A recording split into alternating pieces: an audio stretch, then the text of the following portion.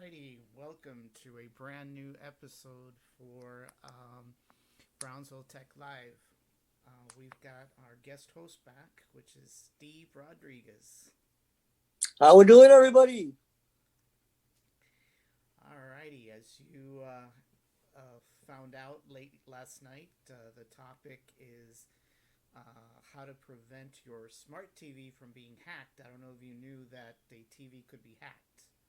No, I didn't know that. All right, I'm very interested to find out some information. Cause hey, Well, there's one smart TV in my household. How many do you have? about 4 or 5. All right. So hey, this So is I'm good being, information for us then. yeah, I guess I'm being viewed by, all kinds of folks in my pajamas. NSA, CIA, FBI. Who else? Oh, the FSB from Russia, who knows? Vladimir Putin's getting a first-hand seat. But yeah, basically what it is a lot of people don't realize, but your TV is actually it's an internet device. Really, it's connected to the internet. I mean, that's how you get your streaming. And I recently found out about this. I mean, I didn't even know this myself. I mean, I've had smart TVs and smart devices for years, and it never dawned on me that somebody could actually hack into the TV. But it's not about hacking to well, it is hacking to install stuff. What it is some of the newer TVs. I don't have one. Maybe you do, but I don't have one. Apparently, some of the new TVs have a built-in camera. No, I don't have a built-in camera on mine. Yeah, so there's some newer TVs now that have built-in webcams, and they even go so far as having an actual browser. Some of your older TVs don't do that. I mean, they have pre-installed apps and stuff like that, but they don't actually have a browser. So on some of these newer TVs, you can pretty much surf the web. You know, so what happens is that just like on a computer or a laptop, a hacker with the know-how can actually take over your TV and take over your webcam and actually turn it on and off. So while you're watching TV, they're actually seeing you. They're watching you. They're watching you. Additionally, they're collecting information from the TV of your viewing habits. So if you So view certain all those channels, sites that you go to that you shouldn't go to, somebody potentially grab that list and write it down, and hey, you'll be in a world of hurt. well, well, I don't know any more about those sites, All but right, all right. So that's good. Deny, deny, but deny. definitely, if you are looking at certain channels, you definitely can have people collect information about what you're viewing. And what they also do is they now have the ability to throw ads into the TVs. So if you're into cooking, for example, you're Let going to you. see a lot of ads for cooking. If you're into music stuff, then you're going to see a lot of stuff for music stuff.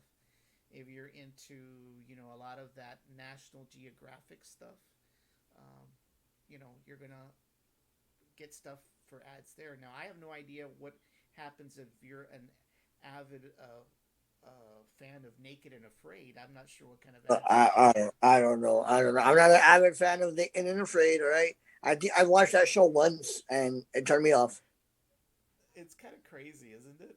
Being Yeah. dropped in a jungle and being bitten by ants and God knows what else. But So you watched an anyways, episode or two. I've watched an episode or two.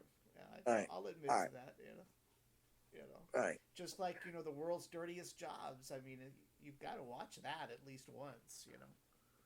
The world's dirtiest jobs. I don't think I watched that one Yeah, yet.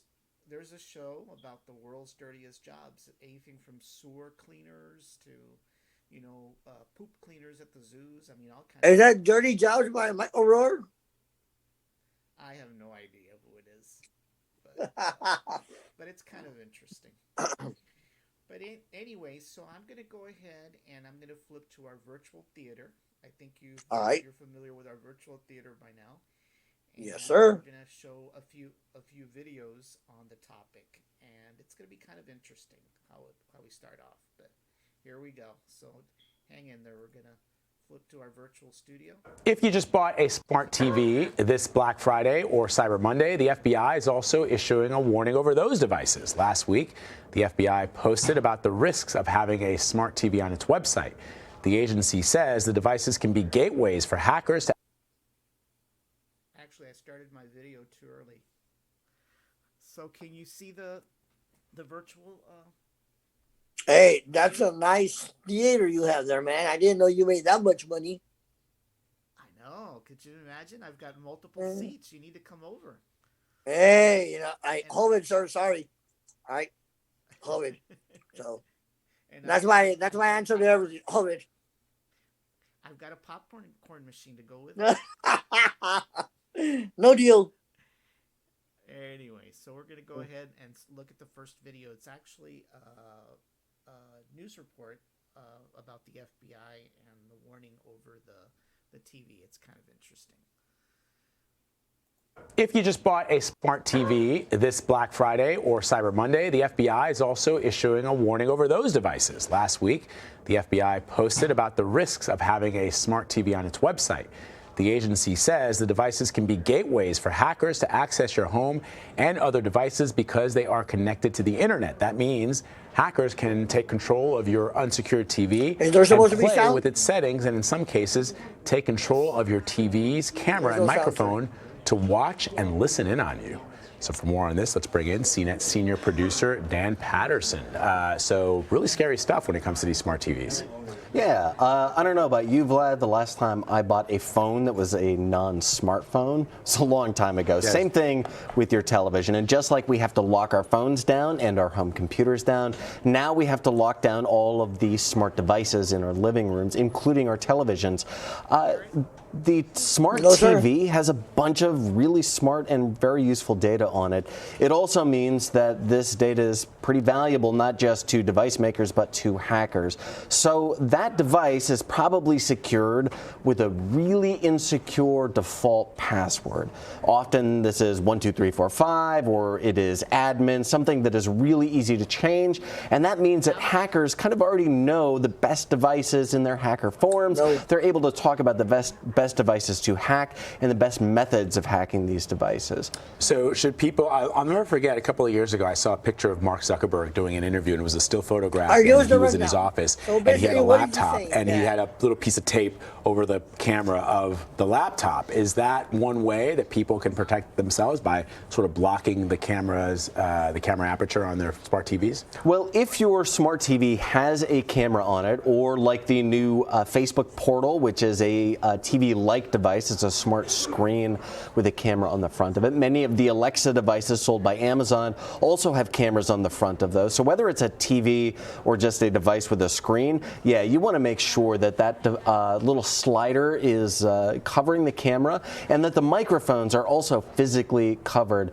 Now, the new Alexa devices sold by Amazon have what they call privacy protections built in. You want to make sure that you are covering your device camera with tape yourself, and that you're covering those microphone holes. If you want this to be truly offline, also make sure you unplug it.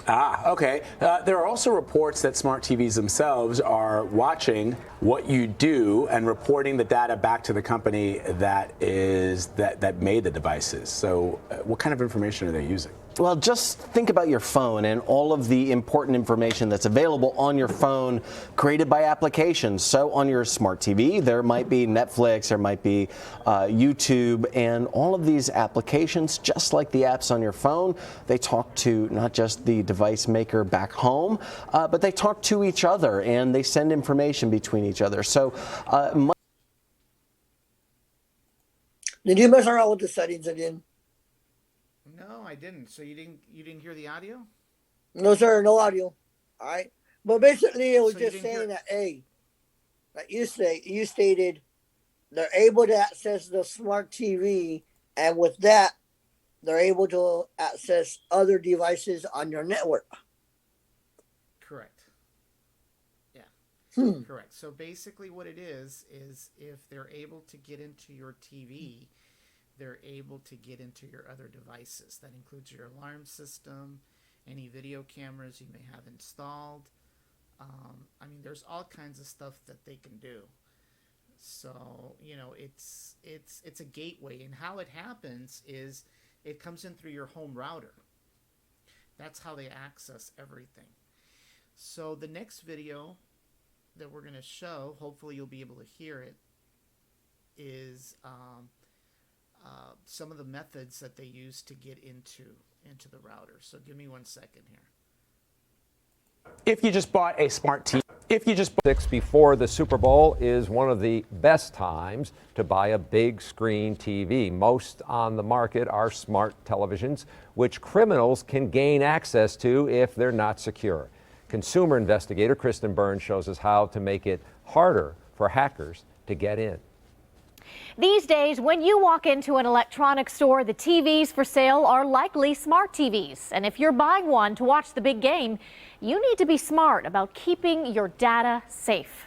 We shop on our smart TVs, use them to play video games, or watch our favorite shows on a streaming service. But because our televisions are connected to the internet, hackers can find a way to sneak in. If you're watching your smart TV and applications are changing, somebody may be into your device. Joseph Martinez, an information systems security professor with Milwaukee Area Technical College, says no one is too small to be a target.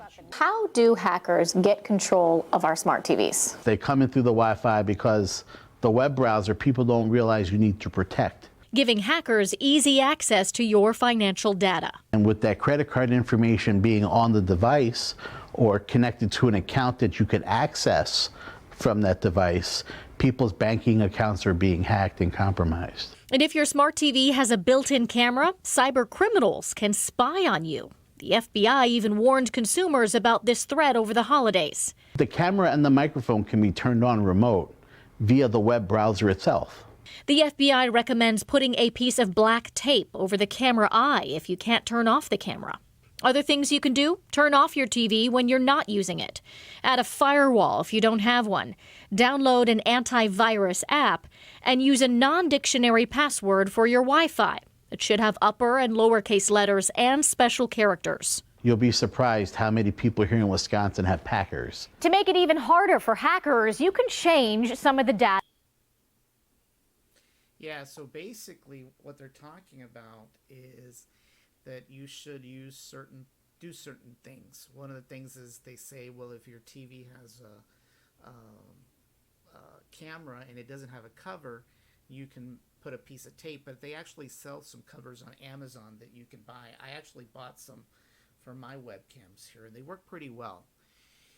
The other thing they talk about is about using a firewall. And in another video here, up and coming here in a second, we're going to talk about firewalls and basically particular VPNs and how those can assist in actually providing an encryption method to where they can't come in through your router, and thus they won't attack your TV or any of your devices. So we'll talk a little bit about that as we move forward. But the next video is another video that I believe is going to explain how the mechanics of this happens. So let's see what the next video tells us here real quick. if you just bought Six before the If you have a smart TV, the default password is probably 0000 or something similar, and it's likely connected to your home network where all your other devices are connected. That's like free money for cyber criminals. They can easily connect to any smart device and, from there, connect to all your computers or mobile devices to install a keylogger, capture passwords, or just lock you out from your computer and demand a ransom. And if you have a smart camera, they can spy on you just for fun or listen to everything you say. So what can you do? There is an option to create 2 Wi-Fi networks on most routers. Use one for your computers and the second for your smart devices. So in case your TV was hacked, they can't connect to your computer. If you don't know how, ask someone. It's totally worth it. If you are using Fire TV or any other streaming solution, then turn off Wi-Fi on your TV because you won't be using it. Second, change the default password and make it unique. Don't reuse the same password on all devices. Some devices offer two-factor authentication, so turn it on and a code will be sent to your phone whenever you log in. And lastly, please don't place cameras in bedrooms.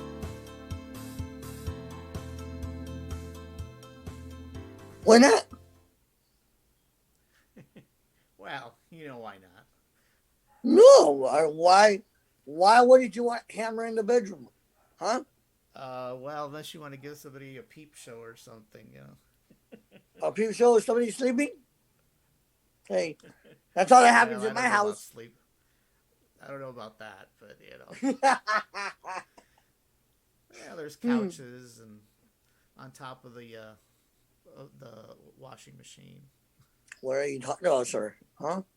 Huh? You know, all that happens on the washing machine is washing clothes. That's all that happens there. It's amazing what the spin cycle does. Oh, wow. You talk from experience? No, I'm not.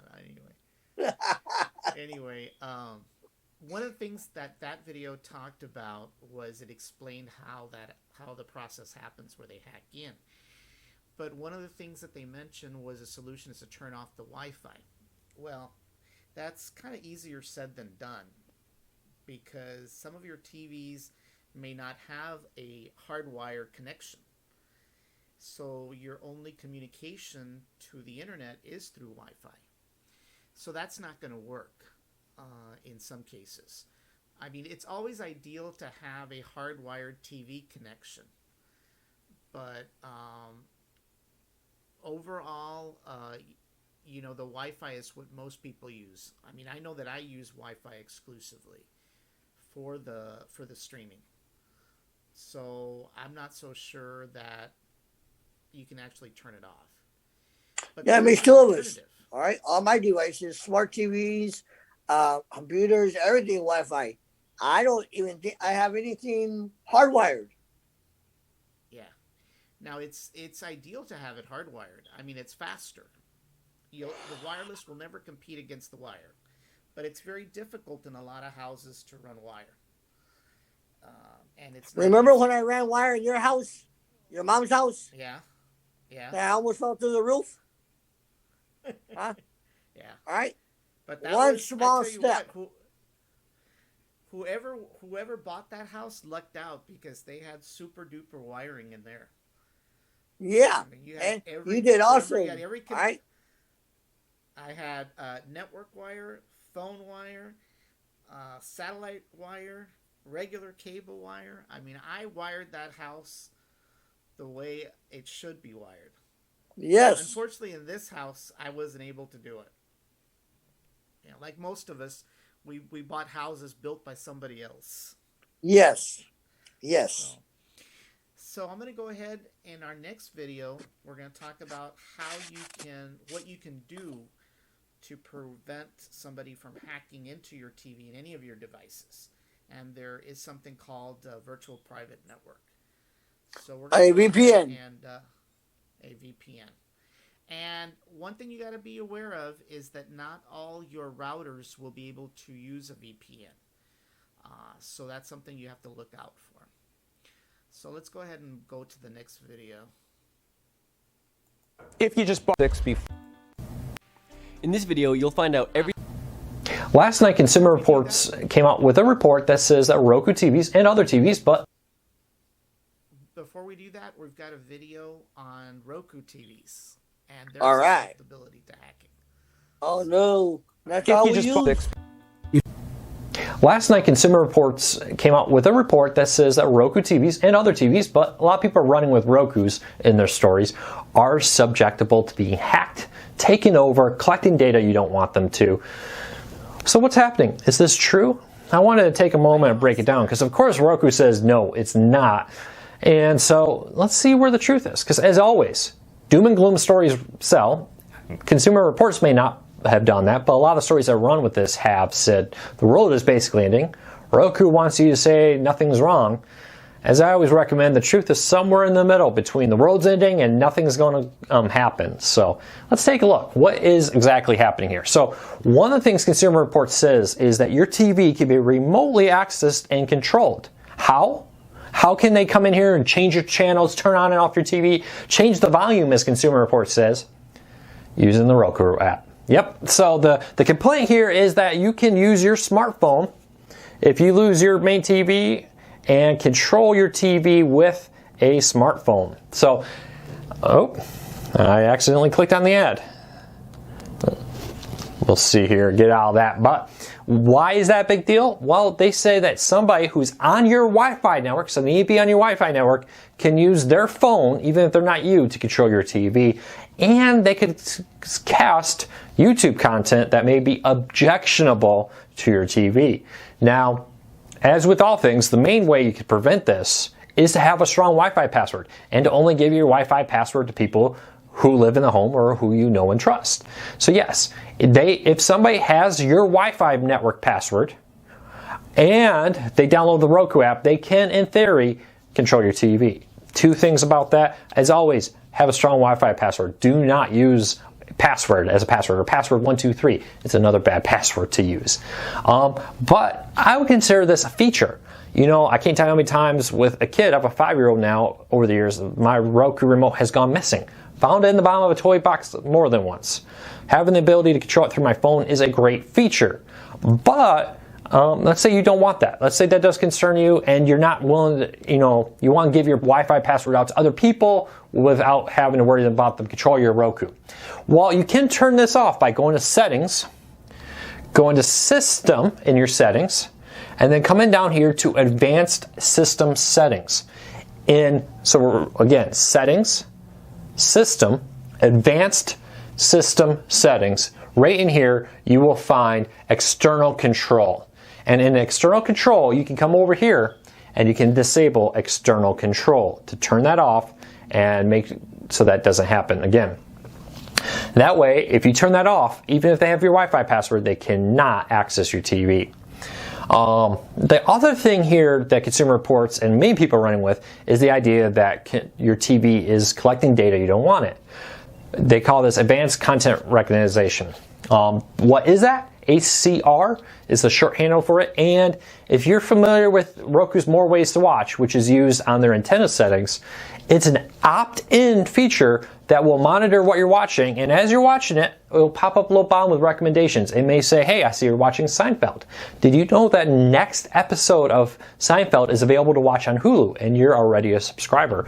Or, hey, I see you're watching this movie. You came in halfway through it. Would you like to watch it commercial-free and from the beginning on Netflix? Or one of a ton of other ones. So basically, Roku, if you opt in, you willingly say you want this feature turned on, will monitor what you're watching with your antenna and give you recommendations on what to watch next, recommendations on what is coming up, how to restart this program, and so forth. That is an opt-in feature. You have to say you want that.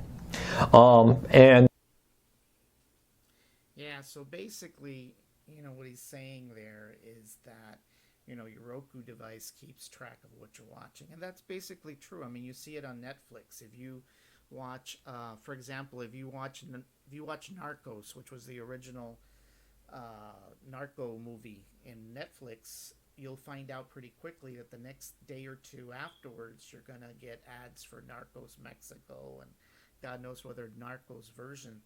The same thing if you're into certain type of movies, you're going to get recommendations, and that's basically how they, through algorithms, are able to tell your viewing patterns, and they're able to hit you with offers and things like that, whether it's free movies or pay movies or whatever.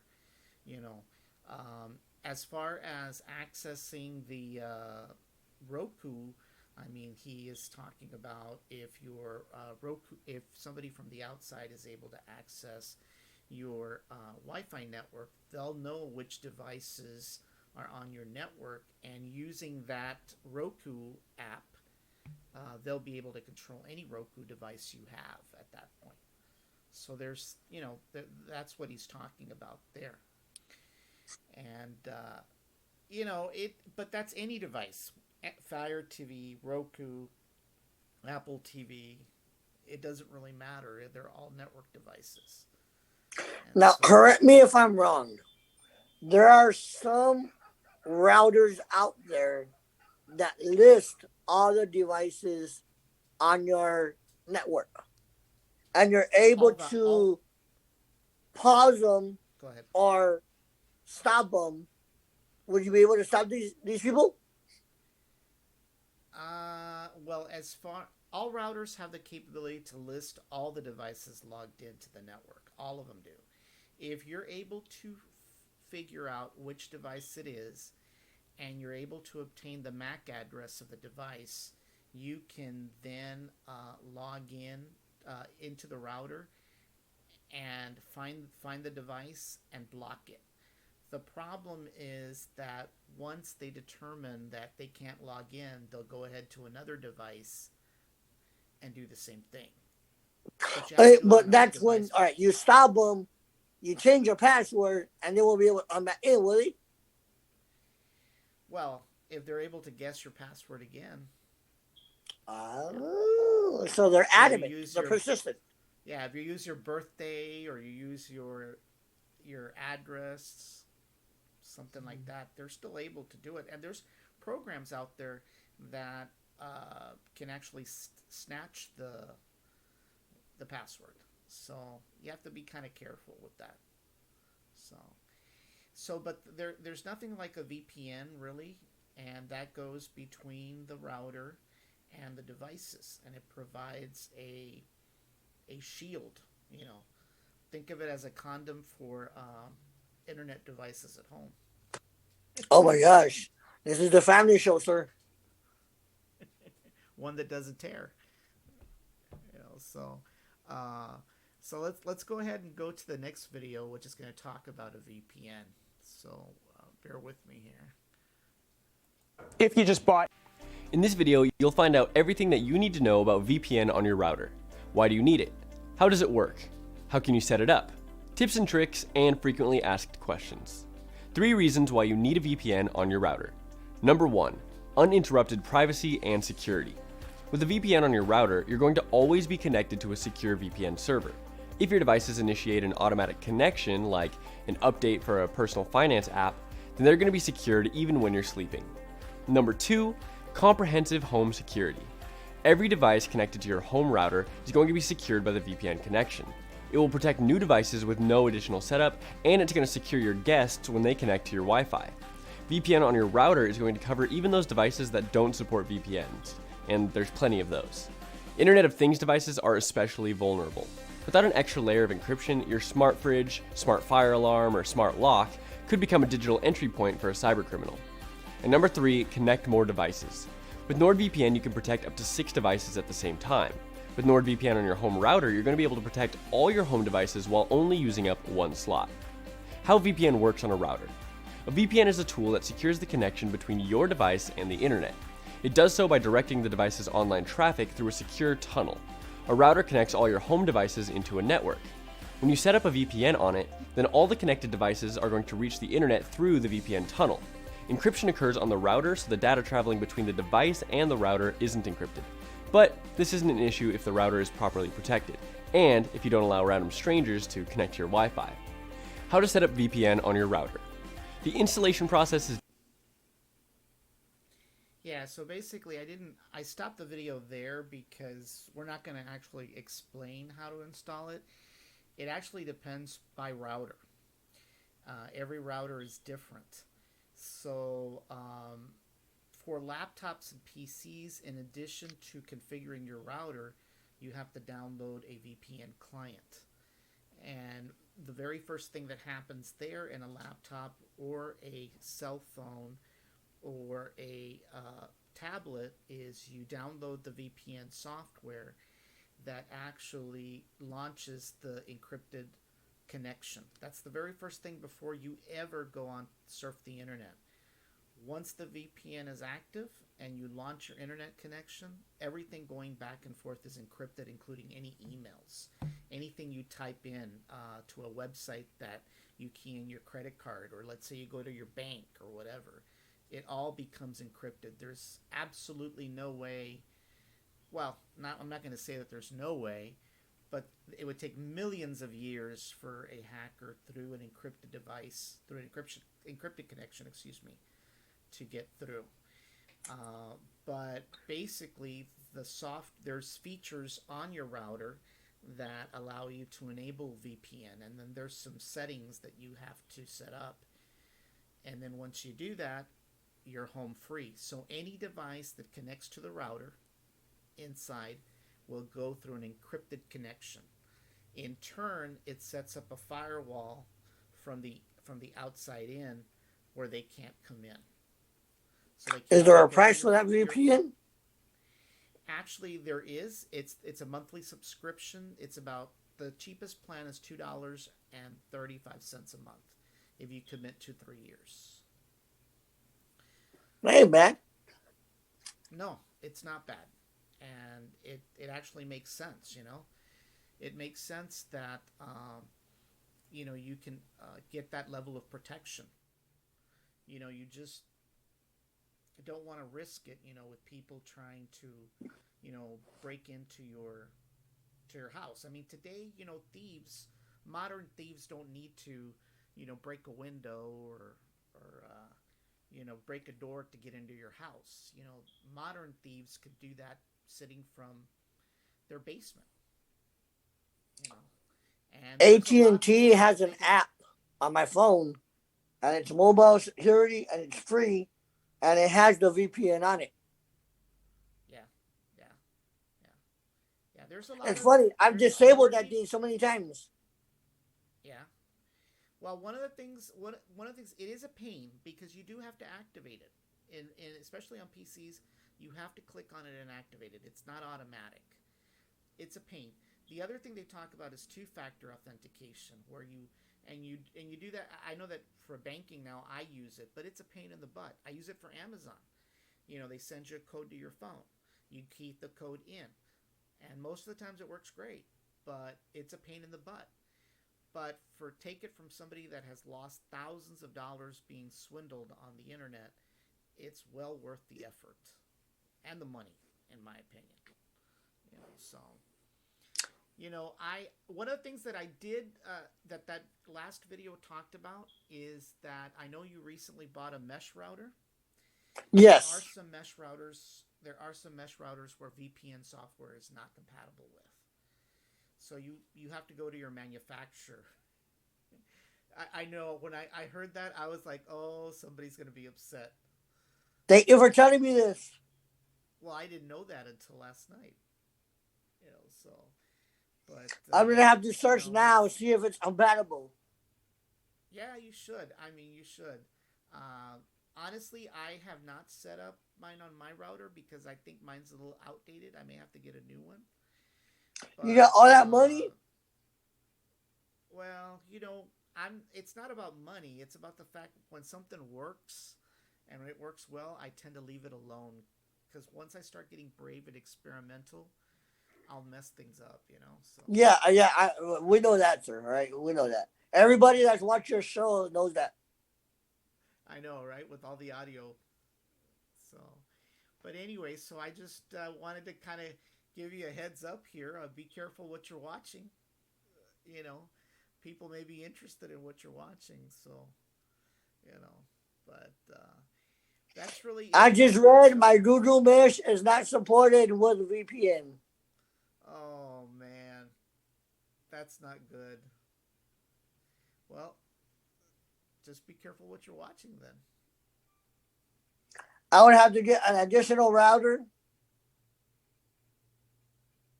That's all right. Yeah. Oh well, I won't watch any of my favorite shows anymore. All right, so. I guess not. You're just gonna have to find alternate ways to watch them. Yeah. Yep. That's all it is, man. But anyway, so that's pretty much it for today's show. I hope it was pretty informative. I just hate the fact that I'm the bearer of bad news for you, because I know you called me the day before yesterday proud of the fact you had bought a mesh router, and then when I saw what I saw, I was like, oh no, how do I break it to him? I guess I'll do it on the show. So when I have somebody on my Ring camera talking to us, activating the lights and the sirens, I know what happened. Exactly. Yeah. As a matter of fact, it happened to a little girl or little boy, and they had a camera inside his or her bedroom, and somebody actually went in there and was speaking to the kid, and it wasn't the parents. Well, yeah. Well, what happens is that the monitoring company has the ability to log in and check what's going inside the house. It happened to me. One time I came in and I forgot to key in the code like quick enough. You forgot. That's your story? I did. No, it is. All right. And, all right. You know, at this age, I tend to forget a lot of things.